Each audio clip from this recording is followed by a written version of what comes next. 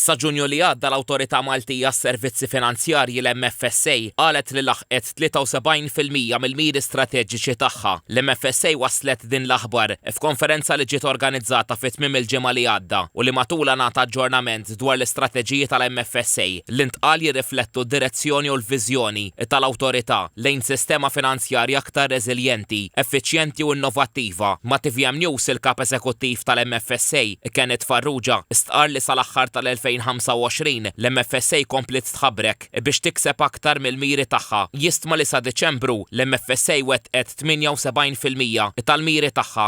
Implementajna numru ta' inizjattivi kemm fuq il-qafas regolatorju, kemm fuq il-qafas legali, kif ukoll fuq kif nagħmlu x-xogħol tagħna kemm ta' supervizjoni ta' enforcement u anka xogħlijiet oħra, komplejna nsaħħu l-istruttura, komplejna nsaħħu bin-nies, komplejna nsaħħu anka b'sistemi teknoloġiċi biex nagħmlu x-xogħol tagħna aħjar. In-nota li kienu posta l-miżuri u l-prodotti ġodda li l-MFSA nediet biex fost l-oħrajn tkun kompetittiva fis-suq finanzjarju. Dan kollu sar grazzi għall-uffiċjali tal-entità li ħadmu qatih sabiex dawn it-tragwardi ikunu jistgħu jintlaħlu, kif ukoll l-industrija, ġifieri hemmhekk ħdimna ħafna wkoll mal-industrija f'forum differenti ta' kumitati etc.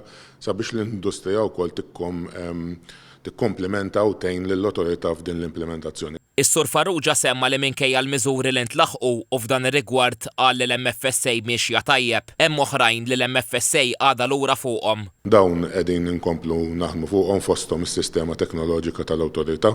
Il-kap eżekuttiv tal-MFSA fisser is-sena 2026 bħala kruċjali sabiex l-MFSA tibda tħejji l-pjan strateġiku tagħha għat-3 snin li ġejjin. Stieden lil ħaddiema tal-awtorità, lill-entitajiet u lis-settur finanzjarju biex jgħinuha tkompli tfassal il-qafas tagħha bilan li tibqa' kompetittiva, serja u effettiva, kif ukoll biex tilħaq l-ambizzjonijiet tagħha bħala ġurisdizzjoni li għandha qafas għas-servizzi finanzjarji internazzjonali li jiġbed ukoll investiment barrani lejn pajjiżna. Intant, stqarrija tal-MFSA ikkwotat lis-Segretarju Permanenti fih dan il-Ministeru għall-Finanzi Paul Zara jgħid li bil-biċċa l-kbira tal-miri milħuqa l-awtorità għandha għalfejn tkun sodisfatta, iżda trid tibqa' bajnejha miftuħa għal dawk li sejjaħ realtajiet li dejjem qed jinbidlu u li qed jaġnu lis-settur tas-servizzi finanzjarji.